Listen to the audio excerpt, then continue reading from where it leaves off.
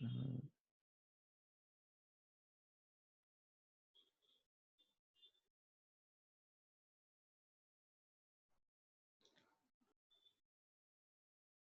তোমরা কি আমার স্ক্রিন দেখতে পাচ্ছ? জি স্যার, দেখা যায়।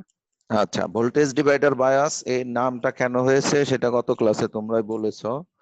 ভিসিসি ভোল্টেজকে আমরা দুইটা রেজিস্টার দিয়ে ডিভাইড করে তারপরে বেসকে আমরা বায়াস করি, সেই জন্য এর নাম হলো ভোল্টেজ ডিভাইডার বায়াস।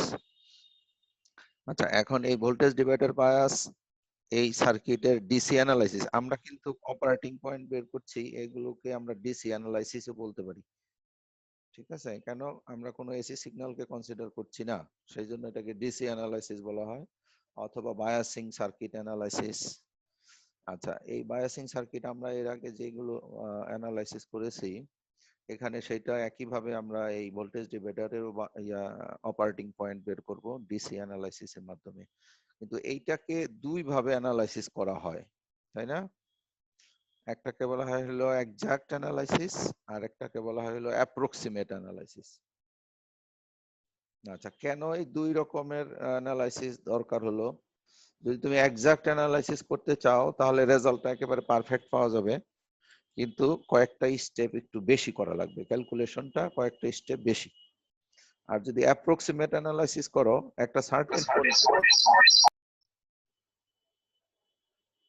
এই শুনতে পাচ্ছ? স্যার, একটা সার্টেন কন্ডিশনে আমরা এই অ্যাপ্রক্সিমেট অ্যানালাইসিস করতে পারি। সেই কন্ডিশনটা যদি ট্রু হয় তাহলে অ্যাপ্রক্সিমেট অ্যানালাইসিস করে যে রেজাল্টটা পাওয়া যায় সেটা এক্সাক্ট অ্যানালাইসিসের প্রায় কাছাকাছি। কিন্তু অ্যাডভান্টেজটা কি, যে সেখানে ক্যালকুলেশন করাটা ইজি হয়, কয়েকটা স্টেপ কম লাগে।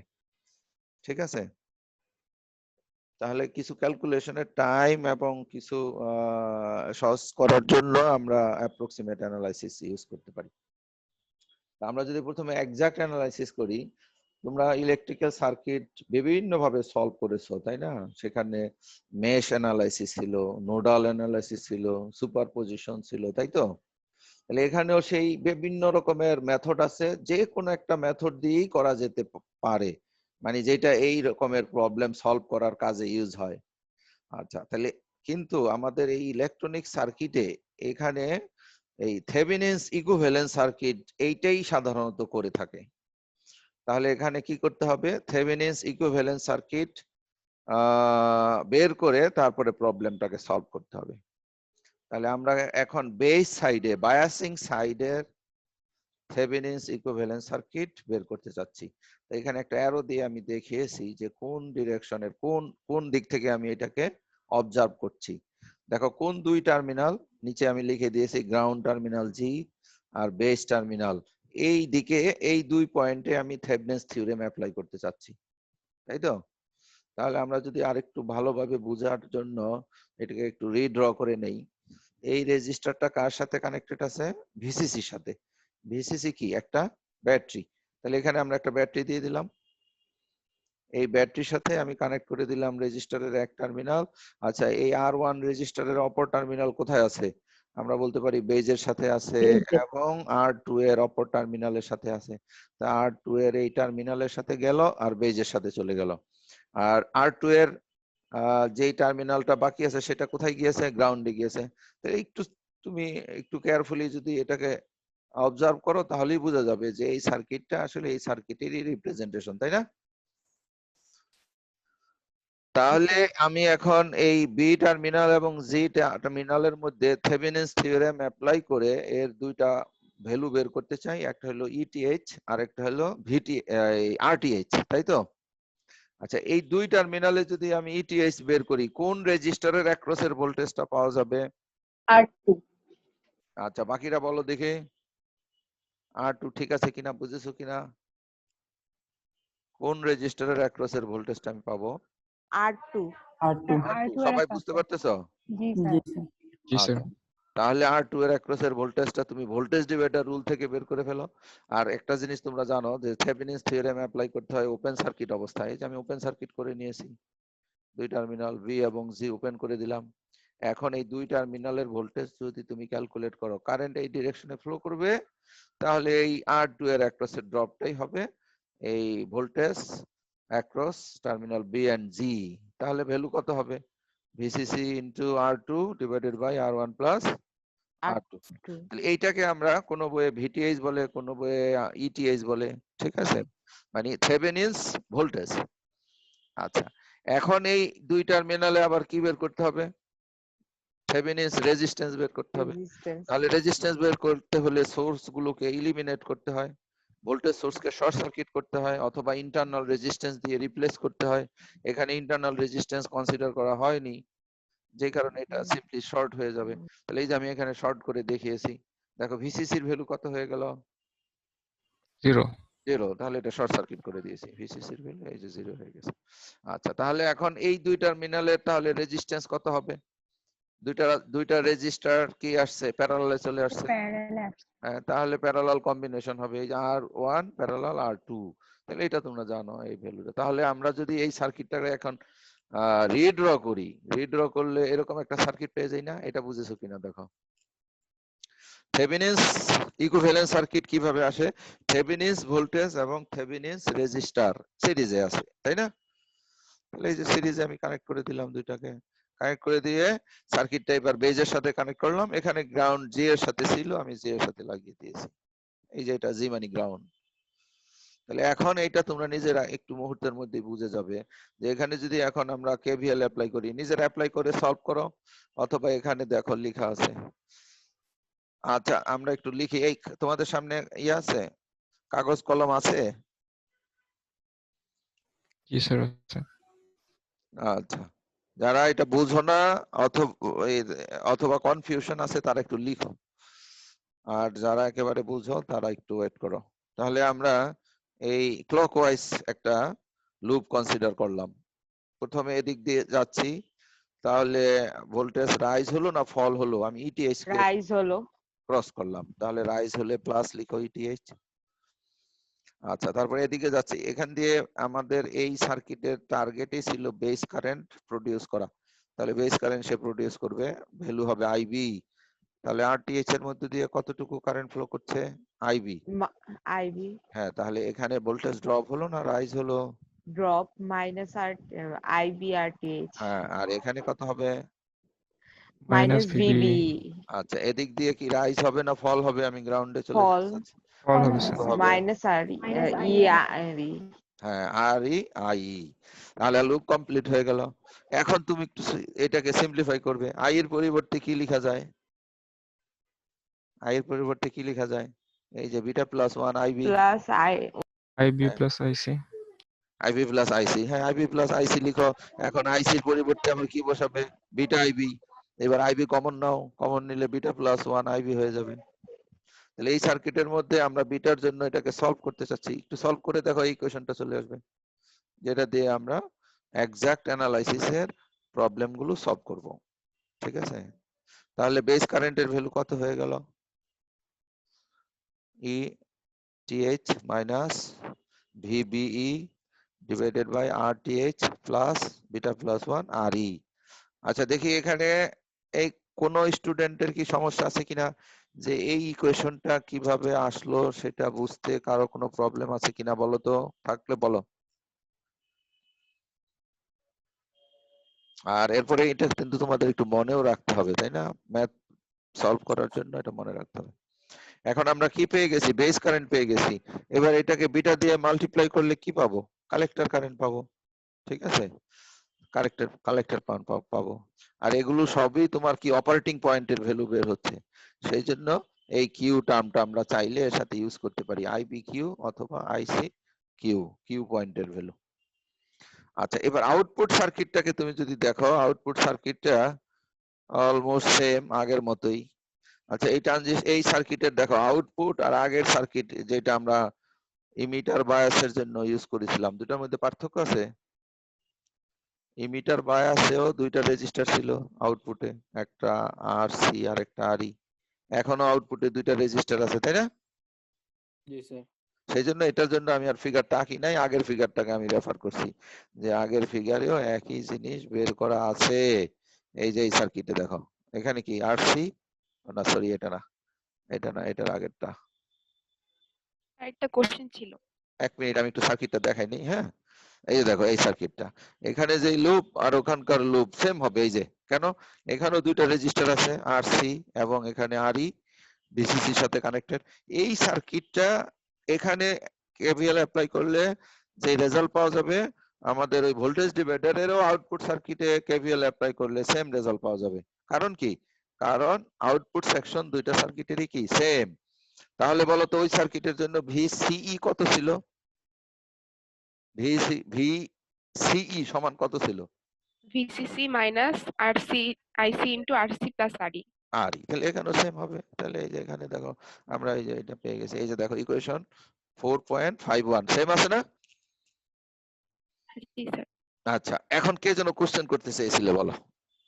স্যার আমার কোশ্চেনটা হচ্ছে যে আমরা কিভাবে বুঝবো যে R1 এর অ্যাক্রসে থেভেনিন সার্কিটটা বের করব নাকি R2 এর অ্যাক্রসে? R2 এর অ্যাক্রসে। সেটাই তো বারবার কোশ্চেন করছিলাম যে কেউ বুঝো কিনা। না বুঝলে বলো। এই যে এইটা না, এই সার্কিট থেকে না কোশ্চেনটা? স্যার এর আগের যে সার্কিট ওটা। আচ্ছা, ওই সার্কিটটা এই যে এখানে তো জি স্যার এখানে। আচ্ছা, এই সার্কিটটাকে আমি কি করলাম, এই পোর্শনটুকুকে আমি রিমুভ করে ফেললাম। কেন? কারণ নর্টনস থিওরেম অ্যাপ্লাই করতে হয় শর্ট সার্কিটে, আউটপুট শর্ট রেখে, আর থেভেনিনস থিওরেম অ্যাপ্লাই করতে হয় আউটপুটটা ওপেন রেখে, তাই না? তাহলে আমি যেই আউটপুট মানে লোডটাকে রিমুভ করে ফেলতে হবে। এই সার্কিটের লোডকে ট্রানজিস্টর সার্কিট, তাহলে আমি ট্রানজিস্টর সার্কিটটাকে রিমুভ করে ফেললাম। রিমুভ করে আমি এই সার্কিটটা ড্র করলাম। এইটা বুঝেছো কিনা যে কোশ্চেন করেছো? জি স্যার।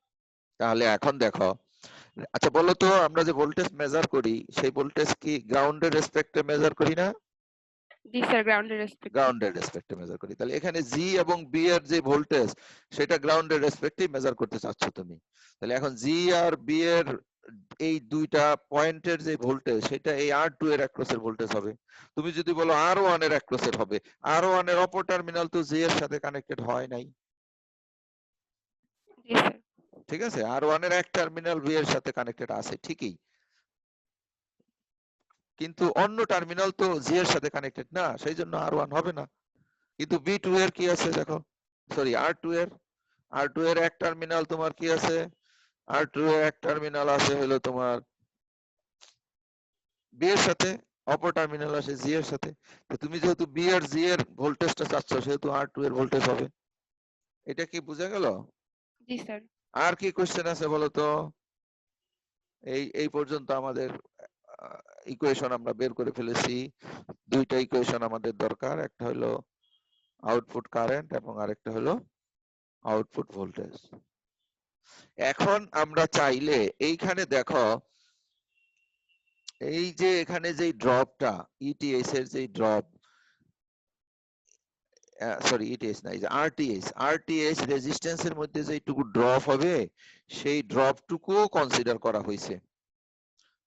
এই যে এখান দিয়ে যাওয়ার সময় এখানে একটা ভোল্টেজ ড্রপ হয়েছে না, বেস কারেন্ট যখন এখান দিয়ে ফ্লো করলো, জি স্যার। ফ্লো করার সময় এখানে একটা ভোল্টেজ ড্রপ হলো। এখন এই ভোল্টেজ ড্রপটা কম হবে, কোন সেন্সে ভেরি স্মল হবে, because the value of IB is very small, তাই না? আইবি এর ভ্যালুটা কি হয়, খুব খুব ছোট হয়, ছোট। মাইক্রো রেঞ্জে হয়। তাহলে এখানে ভোল্টেজ ড্রপটা খুব ছোট হবে। তাহলে এই পাশের রেজিস্ট্যান্সের ভ্যালু যদি অনেক বড় হয় তাহলে বেস কারেন্ট খুব ছোট হবে, এটা কনফার্ম করা যায়।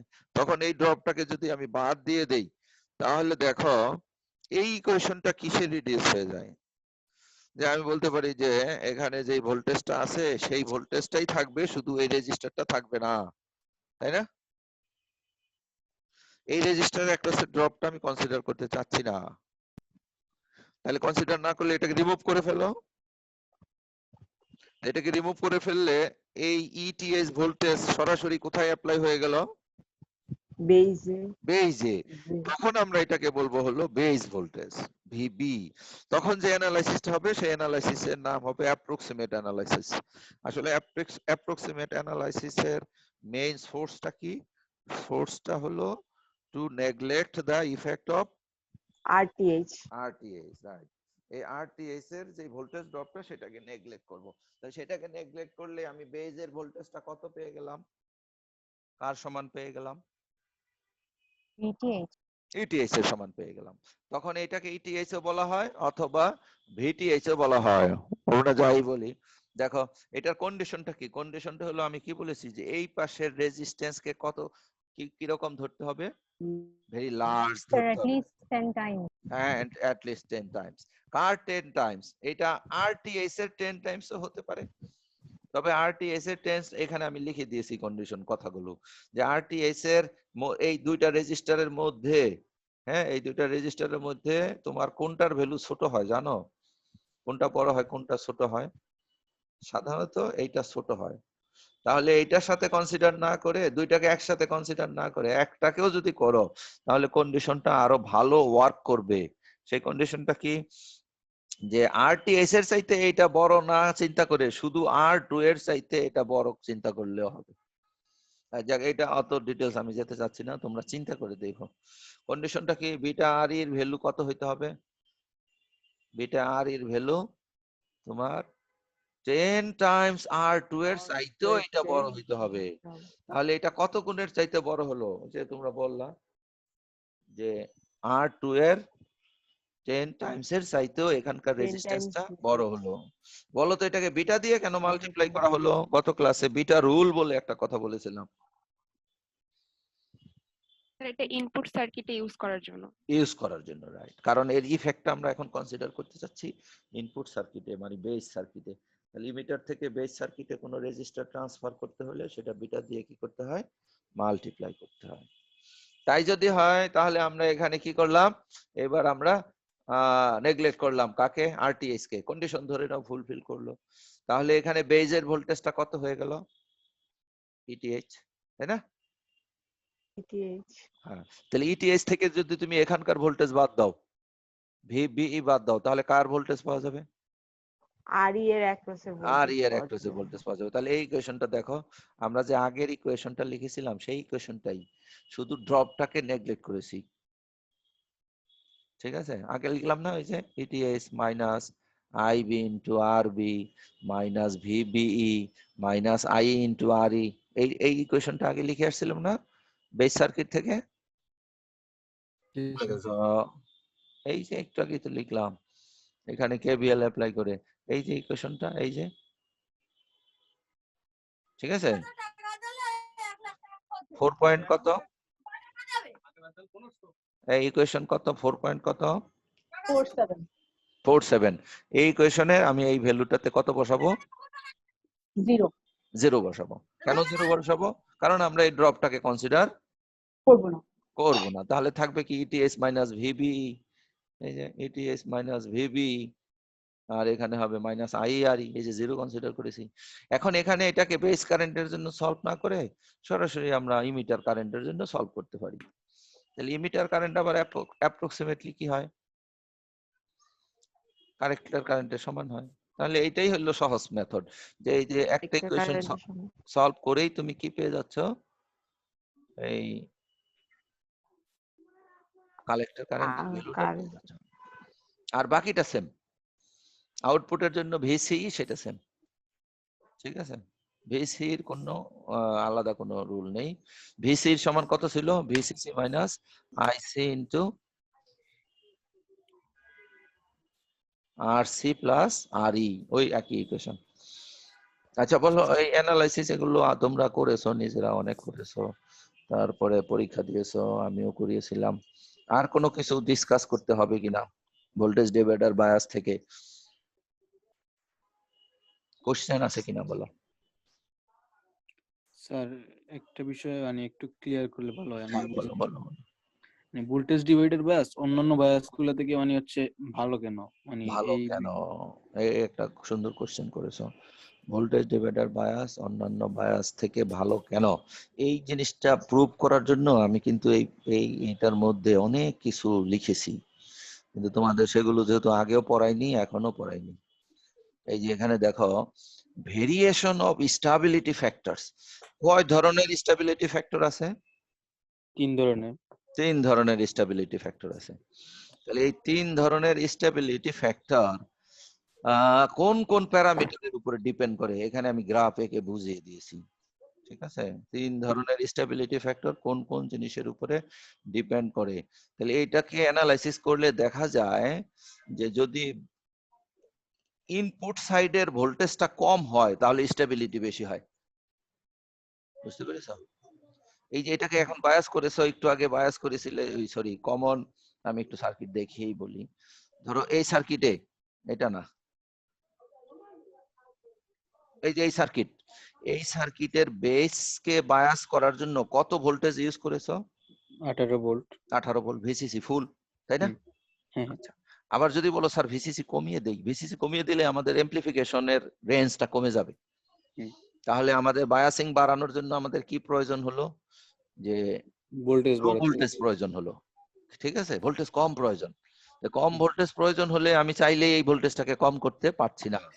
তাহলে কি করা যায়? ঠিক আছে, তাহলে বেজের দিকে আমি ভোল্টেজটাকে ডিভাইড করে বেজে ভোল্টেজটা কমিয়ে দেই। বুঝতে পেরেছো? আচ্ছা আচ্ছা। ভিসিসি কে তো আমি কমাতে পারছি না, কিন্তু আমার কম হইলে স্টেবিলিটিটা ভালো হয়। তাহলে যেহেতু কম হইলে স্টেবিলিটিটা ভালো হয়, সেই জন্য আমি এখানে কি করলাম? মানে voltage voltage divider circuit. Divide.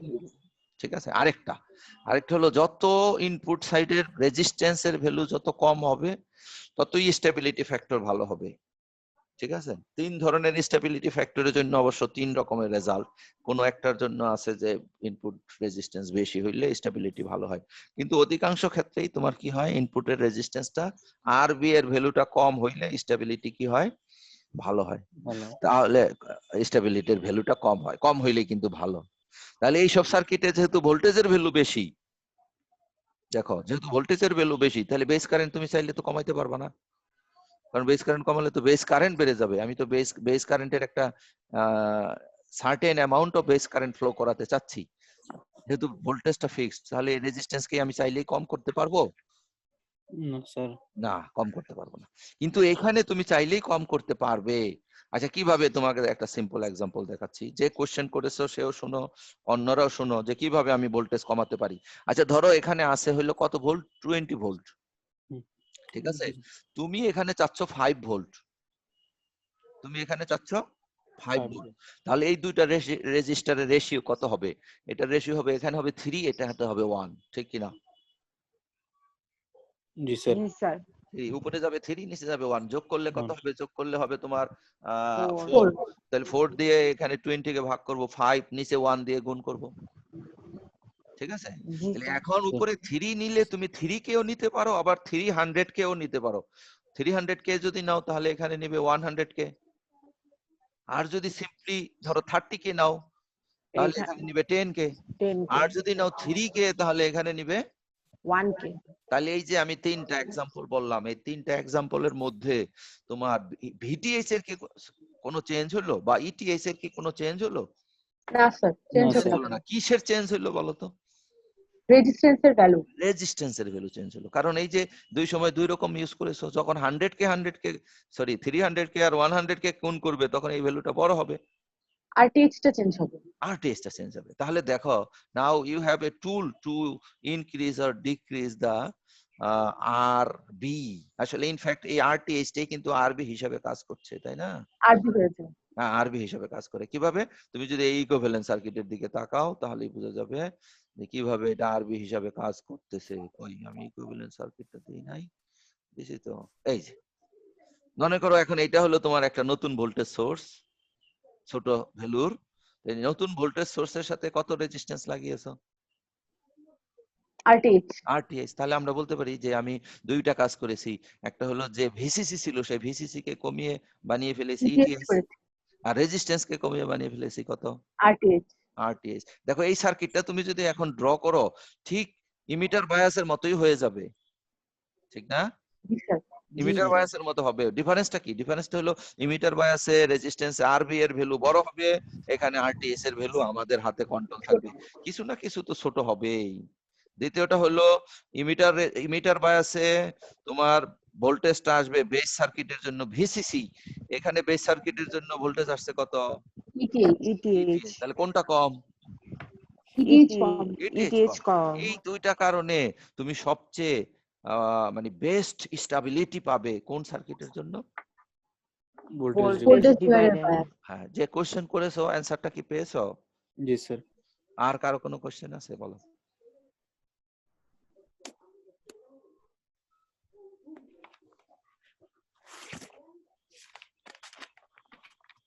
আচ্ছা, আর কারো কোনো যদি কোশ্চেন না থাকে আমি একটা প্রবলেম সলভ করব, হ্যাঁ ঠিক আছে।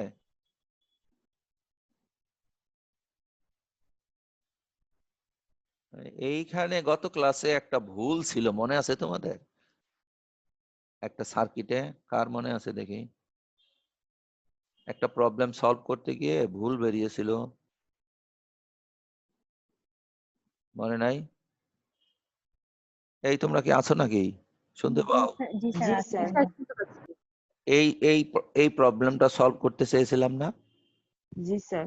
এইখানে স্যার, কি ছিল? রেজিস্ট্যান্সের মান এই- মনে হয় এখানে একটা ভুল ছিল। রেজিস্ট্যান্স এর মান নিয়ে একটা ও ভুল আচ্ছা, ছিল। হ্যাঁ স্যার, এখানে 1.5 কে ইউজ করা হয়েছিল হ্যাঁ ক্যালকুলেশনে। হ্যাঁ হ্যাঁ হ্যাঁ। আচ্ছা, এটা আসলে ঠিকই আছে। আমি একটুখানি শুধু ভুল করেছি, সেটা হলো উপরে চলে যাবে 1.5, নিচেও চলে আসবে 1.5, এই ঠিক আছে। মানে এই সার্কিটটা প্রথমে আমি ক্যালকুলেট করেছিলাম এইভাবে, পরে অন্যান্য সার্কিটের সাথে কম্পেয়ার করার জন্য, মানে সব প্যারামিটার সেম রাখার জন্য পরে এটা চেঞ্জ করা হয়েছিল। তাহলে উপরে কি হবে? এখানে ভ্যালু কত হবে? 1.5 1.5K। আর নিচে কত হবে? 1.5 বাস বাস, তাহলে আর সব ঠিক আছে। তাহলে সার্কিটের মধ্যে সামান্য একটু চেঞ্জ আসবে। আচ্ছা, তাহলে দেখো এই সার্কিট, এইটা নিয়ে আবার একটু কথা বলে যাই আমি। আমরা যে দুই ধরনের সার্কিট দেখেছি, একটাকে আমি কিন্তু অত কনসিডার করছি না, যদি একটু পড়িয়ে দিয়েছি, ক্লাসরুমে আমি পড়াইনি, সেটা হলো কালেক্টর টু বেস বায়াস, তাই না? সেই জন্য বললাম দুইটা, একটা হলো ফিক্সড বায়াস আর একটা কি?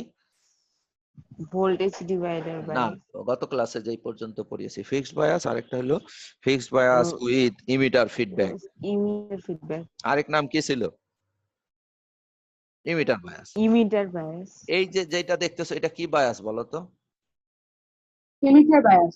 ইমিটার বায়াস, ঠিক আছে, emitter bias। এই অন্যরা বুঝতে পারছো এটা ইমিটার বায়াস? জি স্যার, জি, ইমিটার স্যার। এর গত সাথে ক্লাসে এটা সলভ করেছি, বা করি তোমাদের দেখতে বলেছিলাম। এখানে সব ঠিক আছে। এই যে দেখো, এখানে ফর্মুলা কি? আর সি প্লাস আর ই না? এই যে ভিসি সমান কত?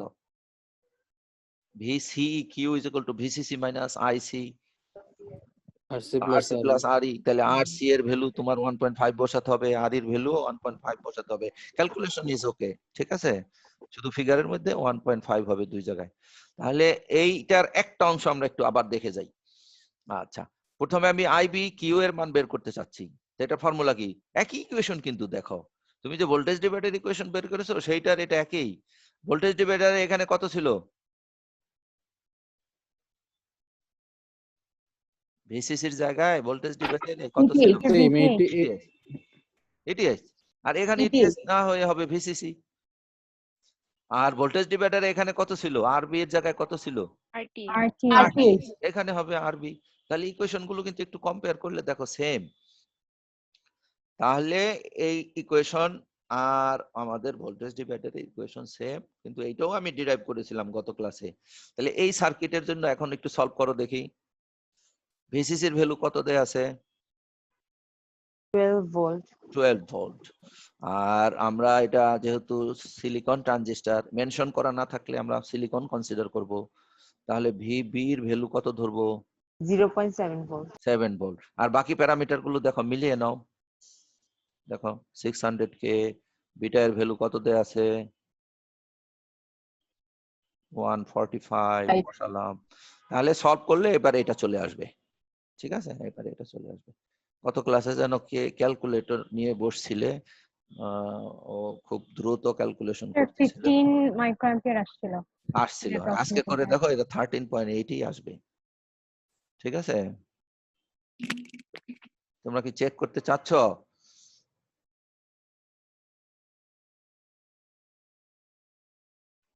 কেউ কি ক্যালকুলেশন শুরু করেছো?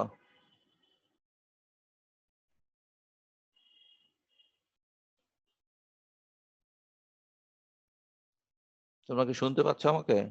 জি স্যার, Yes, এটাই sir. আসে। 13.8 অথবা রাউন্ড করলে আর কি এক ডিজিট পর্যন্ত। তাহলে এটা কিসের মান পাওয়া গেল? base current বেস কারেন্টের। তাহলে কালেক্টর কারেন্ট কিভাবে বের হবে? এটা দিয়ে মাল্টিপ্লাই করেন। তাহলে 145 দিয়ে মাল্টিপ্লাই করো, স্যার 2 মিলি অ্যাম্পিয়ার আসছে। 2 মিলি অ্যাম্পিয়ার। তাহলে 2 মিলি অ্যাম্পিয়ার যদি হয় তাহলে ভিসি এর মান কত হবে? ভিসি কিউর মান কত হবে? এই যে 12 মাইনাস 2 মিলি অ্যাম্পিয়ার এত। তাহলে এখানে কত হয় দেখো, এটা এমনিই হয়ে যাবে 1.5 যোগ 1.5 কত হলো? 3। তাহলে 3 কিলো আর 2 মিলি মাল্টিপ্লাই করলে কত হবে? 6 ভোল্ট। তাহলে 12 ভোল্ট থেকে 6 ভোল্ট চলে যাবে, তাই না? জি স্যার। তা বুঝো নাই? জি স্যার। তাহলে এবার বলো, এটা লোড লাইন শুরু হবে এক্স অ্যাক্সিস এর কোন পয়েন্ট থেকে? কত ভোল্ট থেকে শুরু হবে? 12 ভোল্ট। 12 ভোল্ট। 12 ভোল্ট শুরু হবে। ওয়াই অ্যাক্সিসে গিয়ে কতটুকু কারেন্ট এসে শেষ হবে? ফর্মুলা কি? VCC divided by RC plus RE. 4 milli, RC plus RE করলে কত হয়? Sir 4 milli ampere. 4 milli ampere. তাহলে এই যে এটা লোড লাইন, দেখো লোড লাইন 12 থেকে শুরু হলো, কোথায় যে শেষ হলো? 4 এ গিয়ে শেষ 4 হলো। মিলি অ্যাম্পিয়ার। আর আমার কি কিউ পয়েন্টটা কত ভোল্টে যাবে? 6 6 ভোল্টে। ভোল্টে। এই যে 6 ভোল্ট থেকে এটা হলো কিউ পয়েন্ট। এখন আমি একটা জিনিস তোমাদের বলেছিলাম যে ইন্ডাস্ট্রিতে যখন এটা লার্জ স্কেলে প্রোডাকশন হয় তখন যে ট্রানজিস্টর গুলো ইউজ করা হয়, এক এক ট্রানজিস্টরের বিটা এর মান এক এক রকম থাকে, এক এক রকম থাকে। তাহলে এটাকে আমরা কনসিডার করেছি। এই ট্রানজিস্টরের ডেটা শিট আমি দেখেছি, এই ডেটা শিট দেখে এর মিনিমাম ভ্যালু ছিল হলো 40 আর ম্যাক্সিমাম ভ্যালু ছিল কত? 250। 250। হ্যাঁ, তাহলে আমি 40 এর জন্য এবং 250 এর জন্য এই প্রসেসটাকে আবার রিপিট করতে পারি না? সেম, এই যে জি 40 স্যার। বসিয়ে একবার রিপিট করব, আবার 250 এর জন্য একবার রিপিট করব। তাহলে 40 বসিয়ে যখন রিপিট করলাম তখন ভিসি এর মান কত হয়ে গেল? এই যে দেখো কত হলো? 9.9। আচ্ছা, তাহলে এই যে তোমার 40 এর জন্য এটা 9.95 চলে আসলো, অলমোস্ট 10। এই যে দেখেছো এখন অপারেটিং পয়েন্টটা কোথায় চলে এসেছে? নিচে চলে আসবে। নিচে চলে আসছে। এই যে লিখে দিয়েছি আমি যে কিউ পয়েন্ট কতর জন্য? বিটা 40 মিনিমাম জন্য। 40 এর জন্য। ঠিক একইভাবে ম্যাক্সিমাম বিটা কত? 250 250। 250। তা 250 ধরে ক্যালকুলেশন করো। প্রসেসটা রিপিট করতে হবে, বাসায় দেখে নিও। রিপিট করলে আসবে কত? 3.32 হ্যাঁ, 3.32। 3.32। তাহলে এই 3.32 তে যাই এবার অপারেটিং পয়েন্টটা বসাও। এই যে এটা হলো 3.32। তাহলে অনেক উপরে। উপরে শিখতে তাহলে হবে। দেখো তোমার সার্কিটের অপারেটিং পয়েন্ট এই যে এই রেঞ্জের মধ্যে চেঞ্জ হচ্ছে এই ডিভাইস প্যারামিটারের কারণে। এখন টেম্পারেচারের কনসিডারই করি নাই, ধরে নিলাম যে এটা টেম্পারেচারের জন্য খুব একটা ইফেক্ট হচ্ছে না, তারপরেও এটা হবেই। তাহলে এইটা একটু বেটার ছিল, কার চাইতে বেটার ছিল? ফিক্সড বায়াস থেকে। Fixed bias. ফিক্সড bias বায়াসের থেকে। একই সার্কিট আমরা বের করেছি, সেটা এখানে চলে আসছিল, তাই না? Up to this point. আচ্ছা, এইবার একই কাজ আমরা, আচ্ছা এটা খেয়াল করেছো এই বেস সরি কালেক্টর কারেন্ট কত ধরেছি? মানে রেফারেন্স অপারেটিং পয়েন্টে কালেক্টর কারেন্ট কত ধরেছি? 2 milliampere. 2 milli 2 ampere. Milliampere. আচ্ছা, এই অন্যান্য সকল প্যারামিটার সেম রেখে আমি একই কাজ ভোল্টেজ ডিভাইডারের জন্য করতে চাই, to prove how stable the voltage divider circuit is. ঠিক আছে, এই আমি একটা এক্সাম্পলে যাব বলছিলাম। সেই ভোল্টেজ এই হলো আমাদের ভোল্টেজ ডিভাইডার বায়াস, সম্ভবত এটাই। দাঁড়াও আমি একটু দেখে নিই, যেটার নিচে গ্রাফ থাকবে, এটা না, এটা না।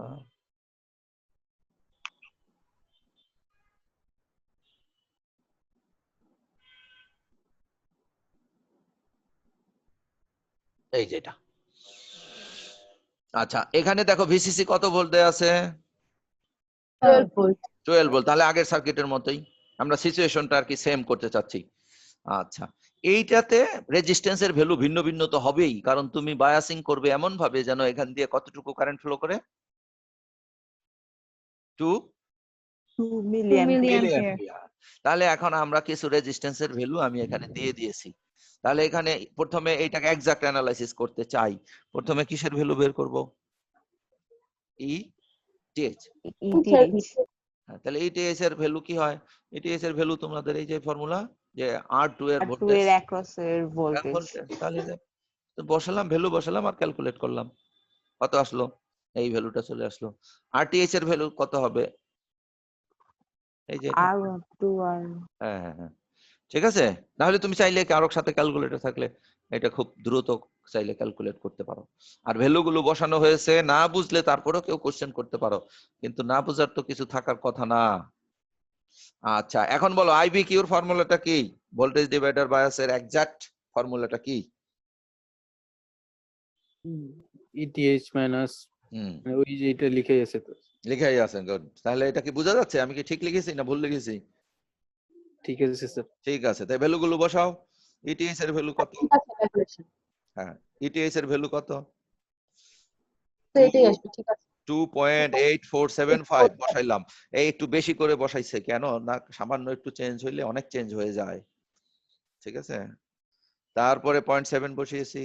এই ট্রানজিস্টরের এই রেফারেন্সের বিটা কত হয়? 145, ওখানে 145 ধরেছিলাম, 145 ধরলাম। ইমিটারের রেজিস্ট্যান্স কত আছে? 1K আছে। ও আরেকটা বিষয় দেখো, এখানেও আমি টোটাল রেজিস্ট্যান্স কত রেখেছি? টোটাল রেজিস্ট্যান্স এই যে 2K আর 1K কত হইলো? 3K 3K। আর ওখানেও ছিল 1.5K 1.5K, যেন লোড লাইনটা মিলে যায়। এই যে লোড লাইনটা আগেরটার মতো হয়ে গেল না? জি স্যার। কেন আগেরটার মতো হলো? কারণ ওই 12% আউটপুট সার্কিটে টোটাল রেজিস্ট্যান্স সেম এবং ভিসিসি সেম। আচ্ছা, তাহলে আমরা একটু আগাই। এই যে আইবি কিউ এর মান বের করে ফেললাম। আইবি কিউ এর মান কত হলো? 14.2906। আচ্ছা, এখন আইসি বের করতে হলে কি করতে হবে? বিটা দিয়ে মাল্টিপ্লাই করতে হবে আইবি কে। বিটা দিয়ে মাল্টিপ্লাই করলাম, দেখি বিটা দিয়ে মাল্টিপ্লাই করলে কত আসছে। এই যে দেখো, এখন এটা আমি চাইলে এক্স্যাক্টলি 2 বানাতে পারতাম, কিন্তু আমি এখানে যেটা চিন্তা করতেছি, এমন কোন সার্কিট এখানে ইউজ করা হবে না যেই সার্কিটে রেজিস্ট্যান্সের ভ্যালু স্ট্যান্ডার্ড ভ্যালু হয় না। তোমরা তো জানো রেজিস্ট্যান্সের স্ট্যান্ডার্ড ভ্যালু আছে। তুমি চাইলেই জি স্যার হয়তো 17K খুঁজে পাবে না, 18K পাওয়া যাবে, ঠিক আছে। তারপরে হয় 20K পাওয়া যাবে, মাঝামাঝি পাওয়া যাবে না। এখানে সকল রেজিস্ট্যান্স আমি স্ট্যান্ডার্ড ভ্যালু ইউজ করেছি। তাহলে স্ট্যান্ডার্ড ভ্যালু ইউজ করলে কি হয়, যে ল্যাবে ইজিলি খুঁজে পাওয়া যায় বা বাজারে ইজিলি তুমি কিনতে পাবে। এই স্ট্যান্ডার্ড ভ্যালু মেনটেন করতে গিয়ে আমার কখনো কারেন্টের ভ্যালু একটু এদিক সেদিক হয়েছে। তাহলে এটা অলমোস্ট 2 এর মতোই তো, দেখো জি স্যার জি একটু স্যার সামান্য একটু বেশি আছে। তাহলে এইটাকে একটুখানি আমরা কাছাকাছি ধরলাম। এখন ভিসি এর ভ্যালু কত হবে?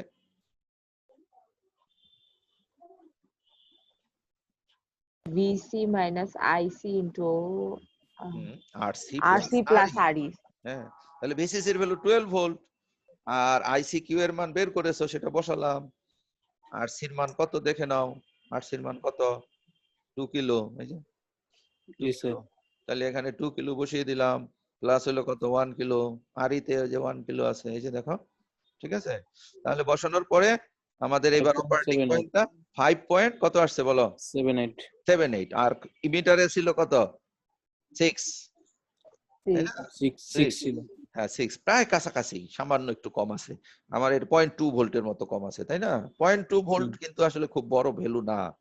আমরা অনেক সময় 0.7 ভোল্ট ও ডায়োডের অ্যাক্রসের ভোল্টেজ ড্রপ অনেক জায়গায় নেগলেক্ট করি না। জি স্যার হ্যাঁ, সেই জন্য 0.2 এটা খুব সমস্যা না। এইবার আমরা দেখো প্রথম অপারেটিং পয়েন্টটা এখানে প্লট করলাম।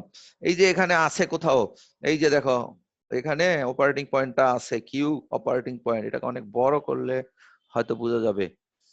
কিউ অপারেটিং পয়েন্টটা এখানে আছে। এইবার আমি কি করব? এই একই কাজ রিপিট করব, একই প্রসেস আমি রিপিট করব। For beta is equal two কত? 40 এন্ড মিনিমাম ম্যাক্সিমাম বিটা 250, ঠিক আছে। তো আমি এটা রিপিট করি নাই, আমি শুধু অ্যানসারটা লিখে দিয়েছি। একই জিনিস তো রিপিট করতে হবে, তাই না? যে কেউ একটু বসালেই ভ্যালুটা পেয়ে যাবে। তাহলে এবার নতুন অপারেটিং পয়েন্ট কত পাওয়া গেল? 40 এর জন্য কত পাওয়া গেল দেখো। 6.3131 আর বিটা ম্যাক্সিমাম কত? 250 এর জন্য কত পাওয়া গেল? 5.69 আচ্ছা, এই ভ্যালু গুলো এখানে বসাও। দেখো এটাকে একটু বড় করে দেখাই তোমাদের, কোনটা দিয়ে জুম ইন করে কই।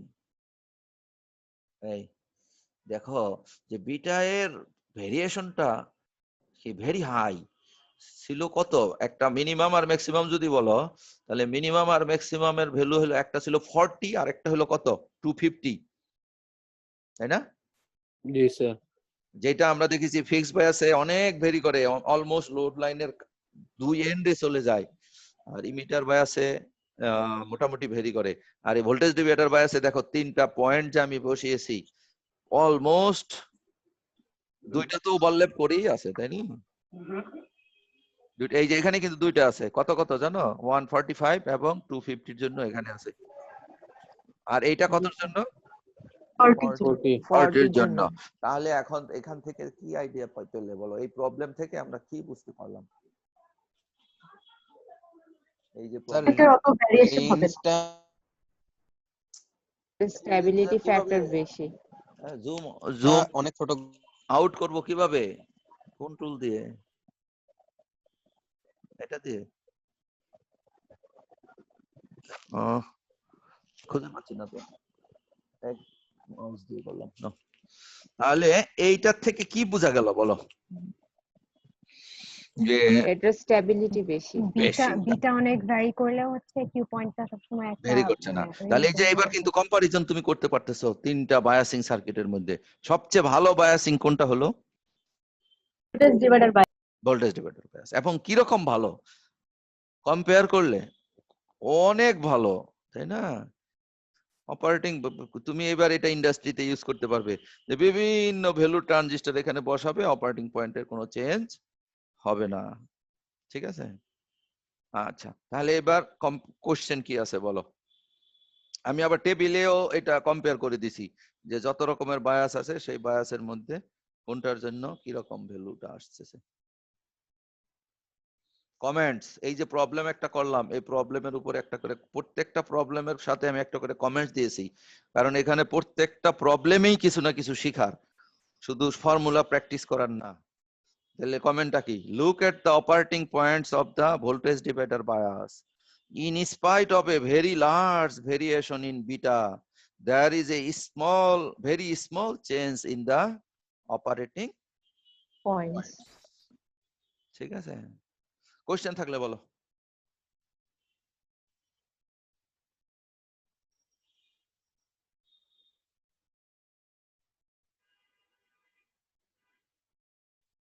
কোশ্চেন নেই? আচ্ছা, তাহলে আমরা কিন্তু এক্সাক্ট অ্যানালাইসিস, অ্যাপ্রক্সিমেট অ্যানালাইসিস এর আলাদা ম্যাথ করলাম না, ভেরি সিম্পল, তাই না? তুমি এক কন্ডিশনটা ভেরিফাই করবে, যদি কন্ডিশনটা ফুলফিল হয় তাহলে তুমি অ্যাপ্রক্সিমেট অ্যানালাইসিস করতে পারো। আর কেউ যদি মনে করো যে আমি কখনোই অ্যাপ্রক্সিমেট করব না, অলওয়েজ আমি এক্সাক্ট অ্যানালাইসিস করব, ওকে ফাইন, তো কোনো সমস্যা নেই, ঠিক আছে? সময় হয়তো একটু বেশি লাগবে, খুব বেশি কি লাগে, খুব বেশি ওই দুইটা লাইন একটু বেশি লিখতে হয়। যে কোনোটা দিয়ে করলে মার্ক তো সেম হবে মনে হয়, না, মানে কোনোটা দিয়ে না, তুমি যদি কন্ডিশন ফুলফিল না করে, হ্যাঁ, কিন্তু তুমি অ্যাপ্রক্সিমেট দিয়ে করো, তাহলে মার্কস পাবে না, কারণ তখন তো রেজাল্ট, কারেক্ট রেজাল্ট পাওয়া যাবে না। কন্ডিশন ফুলফিল না করলে অ্যাপ্রক্সিমেট দিয়ে করা যাবে না, আর কন্ডিশন ফুলফিল করলেও এক্সাক্ট দিয়ে করা যাবে। তাহলে আমার মতে এক্সাক্ট শিখে নিলেই তো ভালো, নাকি? যে কোনো সার্কিটের জন্য এক্সাক্ট দিয়ে করা যাবে, তবে অ্যাপ্রক্সিমেট জানা লাগবে, কারণ বইয়ে অনেক জায়গায় তো এটা ইউজ করবে, ঠিক আছে? কোশ্চেন না থাকলে আমরা একটু ইসে যাই, যে voltage divider bias for PNP transistor. Sir, question, voltage divider বায়াসের ক্ষেত্রে মানে সিগন্যাল অ্যামপ্লিফিকেশনে কি কোনো ফারাক আছে এখানে, যেহেতু অপারেটিং পয়েন্ট খুব কাছাকাছি থাকে বিটার ভ্যালুর জন্য? ও আচ্ছা আচ্ছা আচ্ছা, তুমি তো একটা ভালো কোশ্চেন করছো। ওর কোশ্চেনটা আমি বলি সবাইকে। ও বলতেছে যে ভোল্টেজ ডিভাইডারে তো বিটা অপারেটিং পয়েন্ট চেঞ্জ হলো না, তাহলে অপারেটিং পয়েন্ট চেঞ্জ না হলে তো তুমি বলতে যাচ্ছ যে ভোল্টেজের এসি সিগন্যাল দিলে সুইংটা পাওয়া যাবে না, তাই না? জি স্যার। এই তোমার কোশ্চেনের হিডেন ইয়াটা, সিগনিফিকেন্স হলো এটা, যে তাহলে তো আমি এখানে সুইংটা পাবো না। দেখি আমি এখানে সুইং এক্সপ্লেন করেছি কিনা। এখানে আমি সুইং এক্সপ্লেন করেছি, যে অপারেটিং পয়েন্টের সুইং কি কি কারণে হয়। এই যে বিশাল এক সার্কিট, তোমাদের পড়াবো অন্য এক সময়, ঠিক আছে? অপারেটিং পয়েন্টের সুইং হবে বেস কারেন্টের উপরে ডিপেন্ড করে, দেখছো?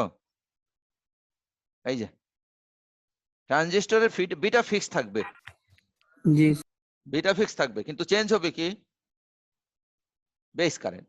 কেন বেস কারেন্ট চেঞ্জ হবে? কারণ তুমি এখানে এসি সিগন্যাল অ্যাপ্লাই করবে, এসি সিগন্যাল অ্যাপ্লাই করলে এখানে ডিসি কারেন্টের সাথে একটা এসি কারেন্ট অ্যাড হবে, এসি কারেন্টের কারণে এখানে বেস কারেন্টটা ফ্লাকচুয়েট করবে, বেস কারেন্ট ফ্লাকচুয়েট করলে বেস কারেন্টকে বিটা দিয়ে মাল্টিপ্লাই করলে কি পাওয়া যাবে? Output collector current. Collector current. তাহলে এখানে দেখো একটুখানি দেখে যাই যে বেস কারেন্ট এই যে চেঞ্জ হচ্ছে, মিনিমামে যাচ্ছে একবার, ম্যাক্সিমামে যাচ্ছে একবার। ঠিক একইভাবে কালেক্টর কারেন্টও এটাকে বিটা দিয়ে মাল্টিপ্লাই করে দিলাম, কালেক্টর কারেন্ট একবার ম্যাক্সিমামে যাচ্ছে, একবার মিনিমামে যাচ্ছে। মিনিমাম। যখন ম্যাক্সিমামে যাবে অপারেটিং পয়েন্ট চলে আসবে এখানে, যখন মিনিমামে যাবে অপারেটিং পয়েন্ট চলে যাবে এখানে। তো তোমার কোশ্চেন ঠিক আছে, তুমি বুঝতে পারো না, গুড কোশ্চেন করেছো। তাহলে অপারেটিং পয়েন্ট অ্যাকচুয়ালি চেঞ্জ হবে কিসের কারণে বলো? এসি সিগন্যাল মানে input signal input base current কারেন্টের Input ভেরিয়েশনের current. কারণে, not due to the variation of beta. ঠিক আছে, তাহলে বিটা ভ্যালুর চেঞ্জ হওয়ার কারণে স্টেবিলিটি শো করলো, কিন্তু বেস কারেন্ট চেঞ্জ হলে যে বিটা চেঞ্জ হবে না সেটা কিন্তু নয়। বেস কারেন্ট চেঞ্জ হলে অটোমেটিক্যালি অপারেটিং পয়েন্ট চেঞ্জ হবে। ঠিক আছে, তোমার কোশ্চেনটা কি পেয়েছো অ্যানসার? জি স্যার। হ্যাঁ, আর কারো কোনো কোশ্চেন আছে কিনা বলো?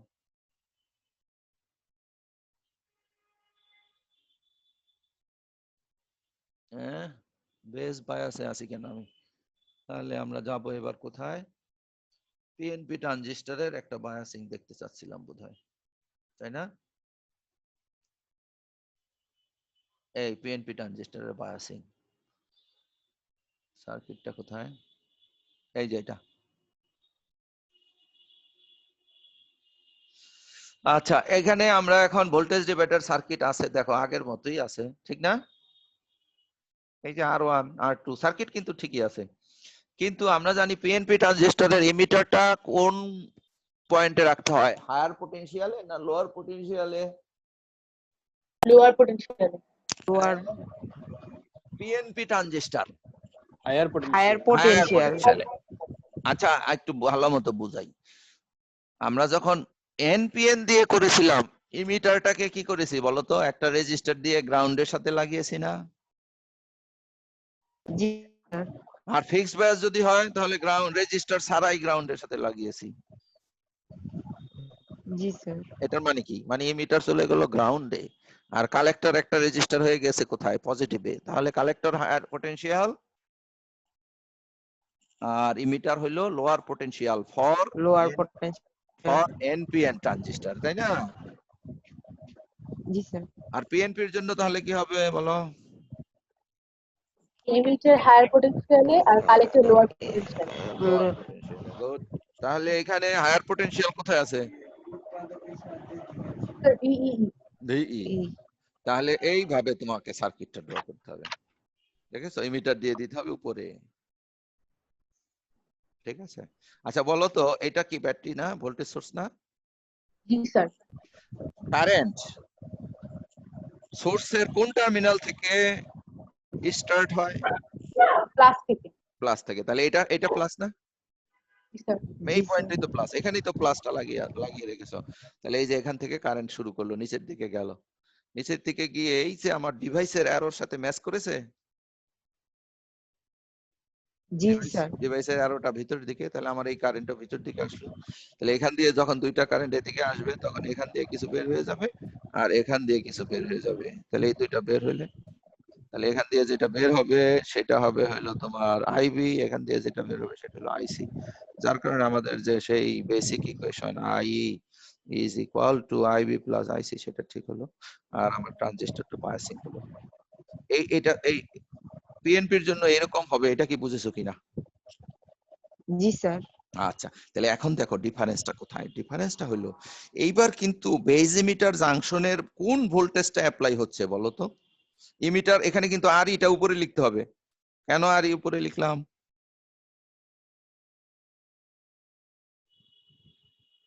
আর এটা হচ্ছে হায়ার পটেনশিয়ালের সাথে কানেক্টেড। হায়ার পটেনশিয়ালের সাথে কানেক্টেড। এটা না বলে আমরা বলি যে আর ইমিটারের সাথে রেজিস্টারটা, সেই জন্য আর এই রেজিস্টারটা কার সাথে লেগেছে? ইমিটারের সাথে। ইমিটারের সাথে। লিখেছি। এই রেজিস্টারটা কার সাথে লেগেছে? কালেক্টরের সাথে। কালেক্টর সেই জন্য এটা আরসি, ঠিক আছে? জি স্যার। তাহলে এখন আমরা একটা কনভেনশন ফলো করার চেষ্টা করেছি যে ভোল্টেজ ডিভাইডারের উপরে রাখছিলাম R1, নিচে R2। জি স্যার। তাহলে এখানে উপরে R1 ই রাখলাম, নিচে R2 ই রাখলাম। কিন্তু for this case ETH will be across R1 not R2। এইবার আমাকে যে ETH অ্যাপ্লাই করতে হবে, ETH ক্যালকুলেট করতে হবে, উপরে দিতে হবে R1। আচ্ছা কেন বলো তো, একজন একটু চিন্তা, কেউ সবাই চিন্তা করো, কেউ অ্যানসারটা দিতে স্যার পারো কিনা? এমিটার রেজিস্ট্যান্সের প্যারালালে যেটা থাকবে তার অ্যাক্রসে কি বের করবো এরকম? হ্যাঁ সেটাই রাইট, কারণ এটার হ্যাঁ। অ্যাক্রসের ভোল্টেজটাই তো এই ইমিটার সার্কিটকে বায়াস করবে, বেজ ইমিটার জাংশনকে ফরওয়ার্ড বায়াস করবে। সেই জন্য এই পিএনপির জন্য তোমাকে কি করতে হবে, এইটা করতে হবে। আমি এটা R1 এর হ্যাঁ R1 এর across line। আমি লিখে দিয়েছি, only this is the difference, আর কোনো ডিফারেন্স নাই, আর সব ইকুয়েশন সেম। আচ্ছা বলো তো, আমি ইটিএস ডিফারেন্ট ওয়েতে ক্যালকুলেট করলাম, হোয়াট অ্যাবাউট আরটিএইচ?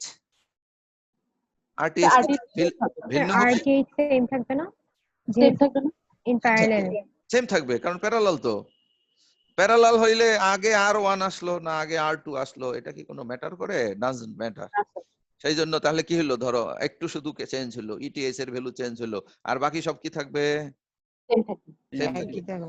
হ্যাঁ সরি, একই থাকবে। একই থাকবে। এখন তুমি যত ইকুয়েশন এই পর্যন্ত ডিরাইভ করেছো, এক্সাক্ট অ্যানালাইসিস, অ্যাপ্রক্সিমেট অ্যানালাইসিস, একেবারে চোখ বন্ধ করে সব অ্যাপ্লাই করতে পারো, তবে কন্ডিশনটা এখানে অ্যাপ্লাই করতে হবে কার সাথে? R1 R1 এর সাথে। নট R2, যদি তুমি অ্যাপ্রক্সিমেট অ্যানালাইসিসে যেতে চাও। ঠিক আছে, ওই যে beta RE must be greater than or equal to 10 Times R1। R1 R1 এবার হয়ে যাবে কি R1, R1। কারণ এখানে তো এইটা একই ভাবে যে ওইখানে R2 এর অ্যাক্রসের ভোল্টেজটা বের করেছো, সেই জন্য R2 কন্ডিশন ইউজ করেছো। এখানে ETH বের করেছো R1 এর অ্যাক্রসে, সেই জন্য কন্ডিশনে R1 আসবে। আর যত ইকুয়েশন আছে, যত ম্যাথ করেছো সব সেম। তুমি যদি এইটার জন্য ওই যে আমরা একটু আগে স্টেবিলিটি ফ্যাক্টর প্রুভ করার জন্য 3 ভাবে করলাম, একই করো, সেম রেজাল্ট আসবে, কোনো সমস্যা নেই।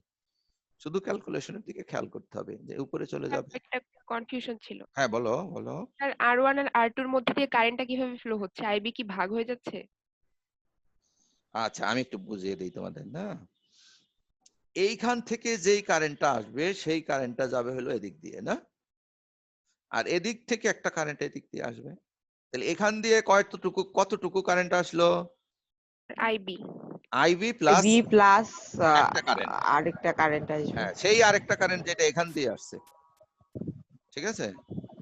আচ্ছা এখান দিয়ে এখন কারেন্ট মনে করো যে এখান দিয়ে যাচ্ছে I1, এখান দিয়ে কতটুকু যাচ্ছে? I1, আর এখান দিয়ে যেই কারেন্ট যাবে সেটা হবে I1 প্লাস প্লাস IB। ঠিক আছে, এখান দিয়ে আসবে তাহলে কতটুকু? I1। এখান দিয়ে চলে যাবে হলো I1 প্লাস IB। আর কোনো কনফিউশন নাই, কোনো সমস্যা নেই। হ্যাঁ রেজিস্ট্যান্স সেইভাবেই তুমি সেট করবে, তুমি যখন এই রেজিস্ট্যান্স সেট করে ফেলবে তখন এটা সেইভাবেই হিসাব। হ্যাঁ আচ্ছা যে কোশ্চেনটা করেছিলে সে কি অ্যানসার পেয়েছো? কোশ্চেনটা যেন কি ছিল আমি একটু খেয়াল করতে পারছি না, বলো তো। কারেন্টটা R1 আর R2 এর মধ্যে দিয়ে কিভাবে ফ্লো করবে? R1 R2 এর মধ্যে দিয়ে কিভাবে ফ্লো করলো এখন পেয়েছো? এখানে KCL অ্যাপ্লাই করো, এখানে KCL অ্যাপ্লাই করলে দুইটা ইনকামিং একটা আউটগোয়িং মিলে যাচ্ছে না? হ্যাঁ আর কি কোশ্চেন আছে বলো, কোশ্চেন আছে কোনো? নাই। আচ্ছা পিএনপি আর এনপিএন এর ক্ষেত্রে তো স্যার কিউ পয়েন্টের ভ্যারিয়েশনটা একই রকম হবে। হ্যাঁ একই রকম হবে, কিউ পয়েন্টের সেটিং একইভাবে ক্যালকুলেট করবে তুমি, ঠিক আছে। স্যার হ্যাঁ বলো। মানে পিএনপি আর এনপিএন এই দুইটার মানে যে কোনো মানে এটা দুইটার মধ্যে পার্থক্য কি? মানে ইউজের ক্ষেত্রে দুইটা কি সেম মানে ভাবে ইউজ করা যায় নাকি কোনো ডিফারেন্স আছে? একটু ডিফারেন্স আছে, তার কারণেই সার্কিটে অনেক সময় দরকার হয়ে পড়বে। এমন তুমি সিচুয়েশন একটা ফেস করতে পারো যেখানে পিএনপি ট্রানজিস্টর ছাড়া সম্ভব না, সেটা আমি বলবো। তোমার এই কোশ্চেনের অ্যান্সারটা আমি একটু পরে দেই, তার আগে আমি একটু জিনিস তোমাকে দেখিয়ে নেই। যে কেউ যদি আগের মতোই ড্র করতে চাও যে আমি R2 দিয়েই করব থেভনিনস, এই যে পাশেই দেখিয়েছি, দেখেছো, আমি আগের সবকিছু ঠিক রাখবো, ইকুয়েশনও সেক রাখবো, সার্কিটও একই ভাবে ড্র করব, নিচের দিকেই আমি আরই দিব, ইমিটারটা আমি নিচের দিকেই দিব, দ্যাট ইজ অলসো পসিবল। সেই ক্ষেত্রে কি করতে হবে, এখানে আর টু এর অ্যাক্রসে হ্যাঁ সেটা বলে নে আগে কিভাবে করতে হবে। উপরে দিয়ে দিতে হবে মাইনাস ভোল্টেজ, নিচে দিয়ে দিতে হবে গ্রাউন্ড। নিচে গ্রাউন্ড ছিল, গ্রাউন্ডই আছে, কিন্তু কালেক্টর রাখতে হবে কোন পোটেনশিয়ালে? Lower potential.